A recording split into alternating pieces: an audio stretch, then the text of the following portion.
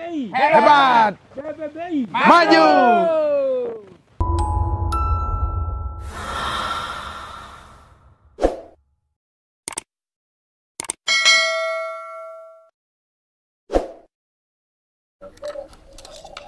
Ya, teman-teman, kembali lagi di sini dengan saya ya, Made Suka di channel YouTube Suka-Suka Hobi Bonsai.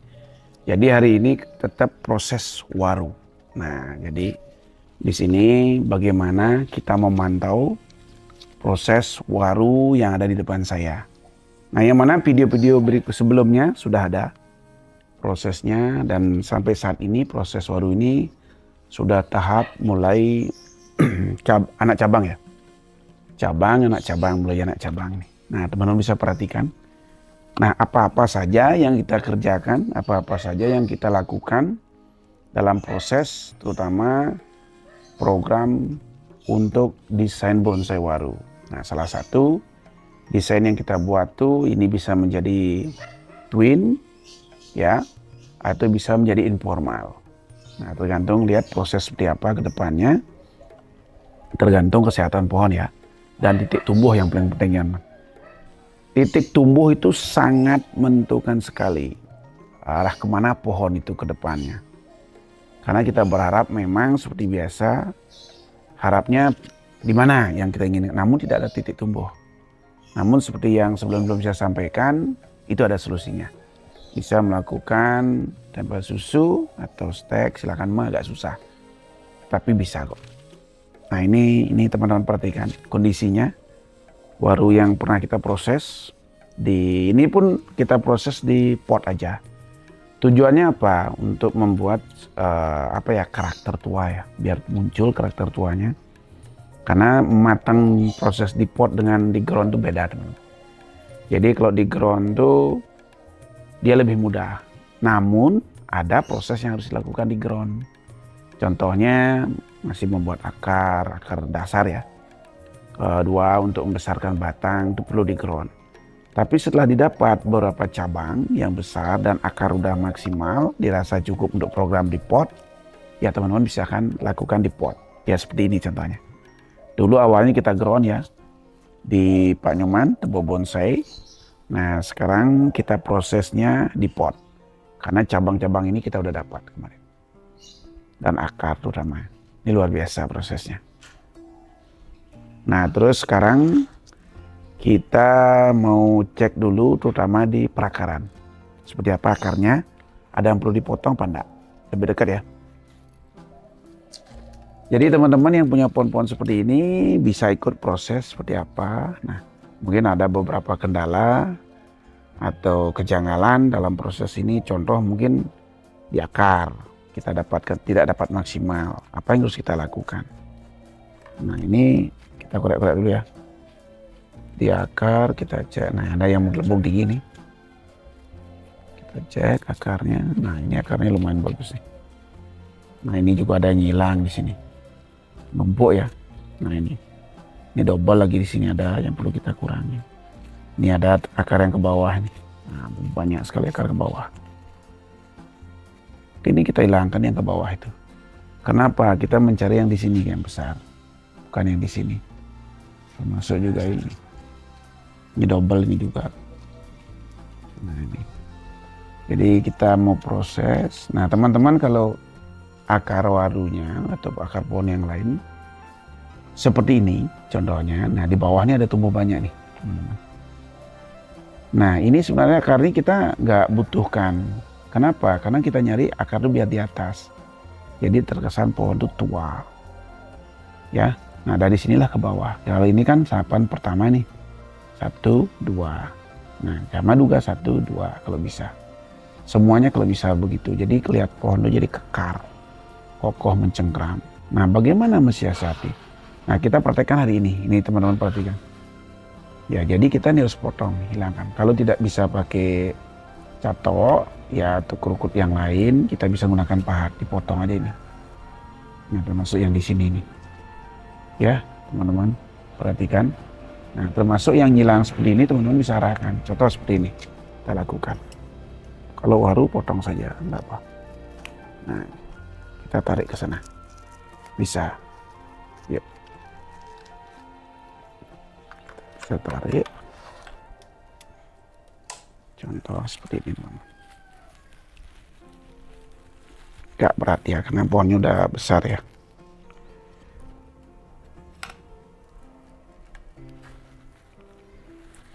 Kita tarik ke atas, agak susah nih. Nah, jadi melawan ya. Ya, dia tidak ngilang. Tuh. Dia tidak ngilang, kita tetap arahkan. Terus yang satu ini double dia. Kita pakai yang atas, bawah, terserah teman-teman. Oke, yang bawah aja pakai karena lebih besar. Yang kecilnya kita buang.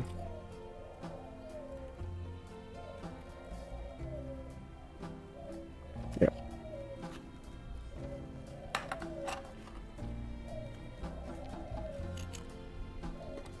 Nah, yang di sini juga di bawah ini.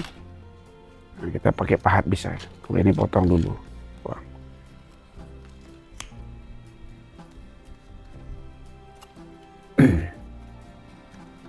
Kalau ini kita pakai potong aja itu.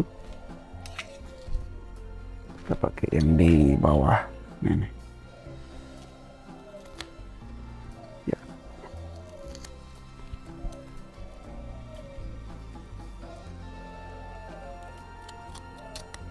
Ya.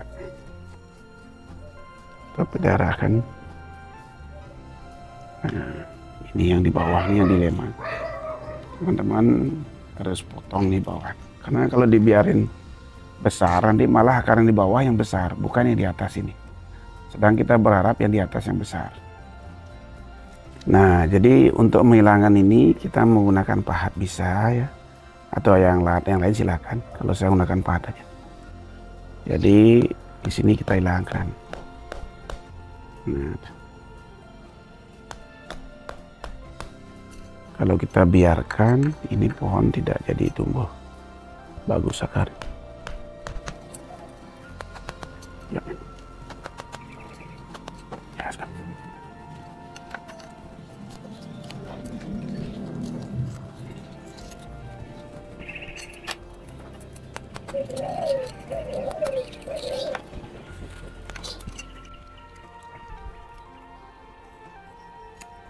Ya.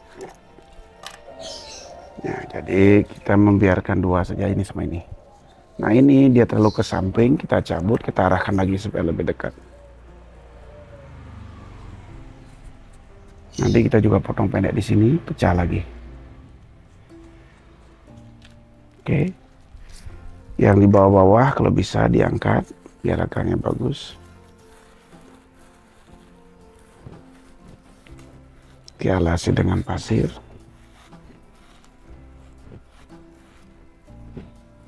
Ya. Nah, itu teman-teman kalau mengarahkan akar. Nah, di sini yang besar ini biar kita biar besar dulu, baru kita potong pendek lagi, pecah lagi. Termasuk yang ini. Dikontrol udah. Keren. Tuh, memperhatikan. Ini kita cek perakarannya. Jadi dalam proses ini biar kita nggak rugi, waktu terbuang, namun proses akar tetap gitu-gitu aja, ya. Nah, teman-teman kalau bisa jadi jangan terlalu lebar, tapi kalau kita biarkan dulu besar, nanti kita potong di sini, biar ini pecah sini, pecah sini, ini pecah sini. Jadi penuh akhirnya ini akar. Oke, kita cek keliling lagi akar yang di belakang. Ya, udah terarah nih. Nah, jadi kalau ada akar-akar naik atau yang liar seperti ini, teman-teman buang aja.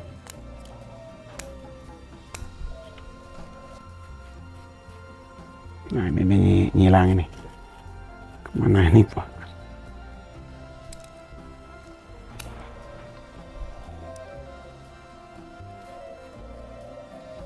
Akar juga banyak.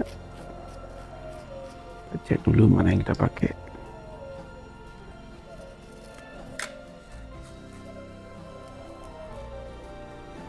Kita arahkan.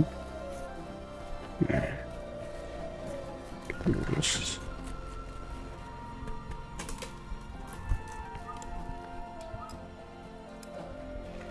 Oke, cek lagi.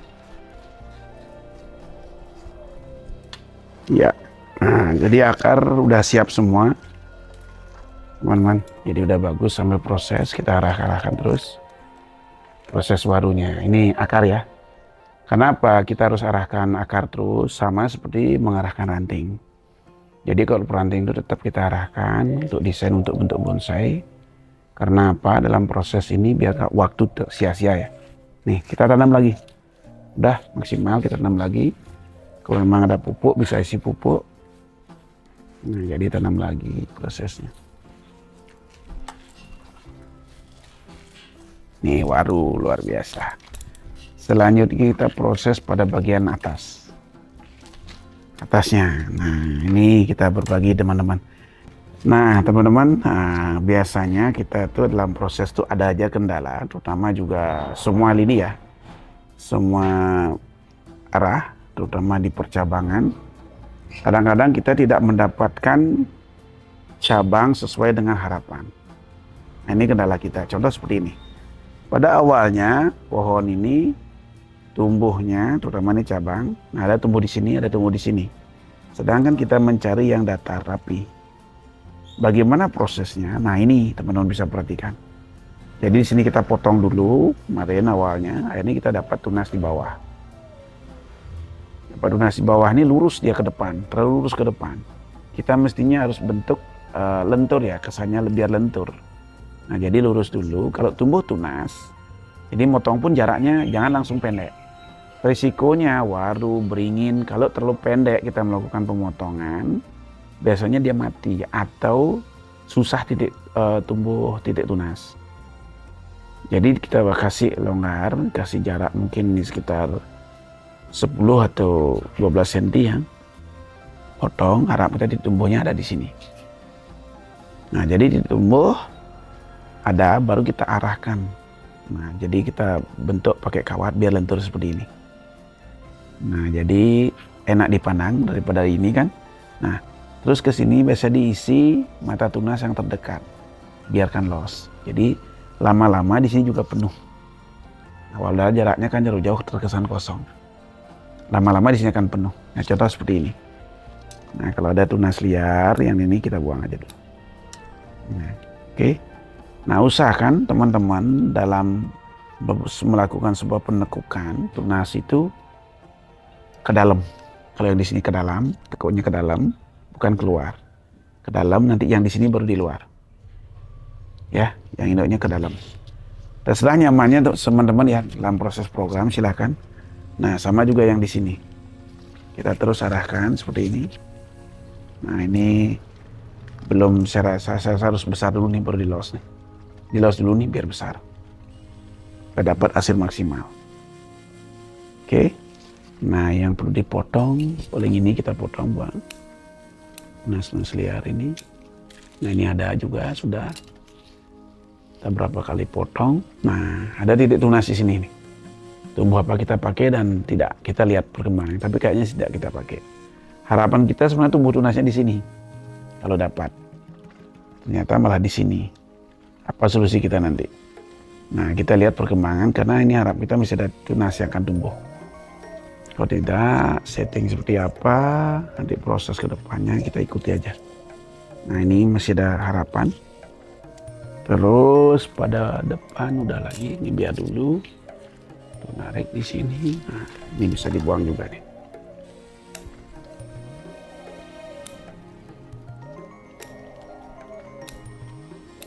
Tuh. Oke. Nah, itu prosesnya. Jadi teman-teman perhatikan besar batang ya, cabang. Ini 1, 2. Ini siksaan, jangan datar. Terus geraknya alur dasar ini terus naik teman-teman. Kalau bisa jangan sampai terhalang dengan cabang dan anak cabang. Kalau terhadang dengan ranting silahkan, tidak masalah. Ini kendala nih. Nah, ini mahkota kita pakai renyamnya. Nah, ini kemungkinan di sini kita akan potong juga. Nah, biar ada tahapannya. Jadi biar ngepen pohonnya kelihatan seperti ini. Oke. Nah, kita desain pohon-pohon untuk persiapan kontes atau tarung. Karena teman-teman kalau proses pohon-pohon seperti ini, jual pun gampang. Jadi tentunya pohon yang kita jual dengan ada konsep, nah ini pasti laris manis. Kenapa? Kita udah buktikan. Ya, kita ada rasa, termasuk mungkin salah satu waru ini teman-teman banyak juga yang minatnya. Karena memang konsepnya kita buat desain untuk kontes kompetisi untuk tarung berlomba. Nah ini nih. Jadi kita putar dulu, lihat situasi sekelilingnya seperti apa. Perantingnya. Nah kalau perantingan liar seperti ini, teman-teman bisa pilih juga yang mana-mana akan dipakai. Ya, pilih pelan-pelan, baru los lagi. Setelah los, baru bentuk dengan kawat, arahkan sedikit. Nah baru kita setelah dirasa cukup dipotong. Contoh seperti ini. Nah, cabang ya. Nah, ini kita berdua aja. Ini kita hilangkan. Seperti ini. Nah, jadi kita berdua ini. Nah, nanti kalau dirasa udah cukup, kita bentuk kawat dikit. Seperti ini. Arahkan. Biar lentur dia. Nah, ya. Oke. Terus ke sini juga. Nah, sama dengan ini. Dilakukan pemotongan di sini kan terasa lurus, teman-teman. Nah, sedangkan kita butuhnya di belakang. Biar jaraknya tidak terlalu jauh. Akhirnya tumbuh, kita arahkan dengan kawat seperti ini. Nah, kita bersihin dulu yang lihat.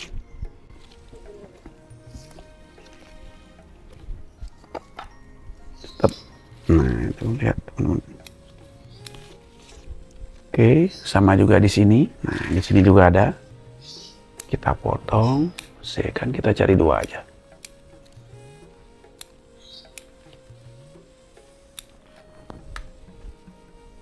Nah, nih. Oke. Semua sama ya, seterusnya. Perpecahannya kita ambil. Nah, tinggal di sini ada titik tumbuh juga, biar besar dikit baru kita arahkan. Nah, di sini sama. Termasuk di sini kita arahkan. Jadi kita potongnya di sini. Padahal kita pakai di sini atau ini. Atau kita dapat di atasnya. Atau ini kan kurang lentur ya. Nah, kalau ini bengkak besar, otomatis ada jarak 2 cm, 3 cm, titik tumbuh baru kita arahkan lagi. Jadi kesantuannya kita dapat. Nah, itu. Jadi teman-teman untuk proses pohon, untuk dapat hasil yang maksimal, jangan takut eksekusi. Artinya jangan takut melakukan pemotongan. Semakin pendek, semakin padat, karakter tua akan tambah muncul. Artinya bekas luka-luka itu akan membuat sebuah karakter tua. Tambah pendek, terus seperti itu. Tapi kuasai untuk desain. Untuk desain awal ya, konsep kerangka. Itu yang paling penting, karena itu modal dasar kita untuk berinvestasi di bonsai. Kalau teman-teman sudah paham dan mengerti dan bisa dilakukan, itu luar biasa. Ada istilah kita capek untuk desain pohon. Karena memang ada hasil, di samping hobi ada hasil. Ya teman-teman, kita proses terus, berkarya terus untuk kompetisi demek untuk selanjutnya. Karena demek akan selalu menunggu sahabat bonsai buat kesempatan mencari rumah di Bali. Itu luar biasa. Salam demek, tetap berkarya.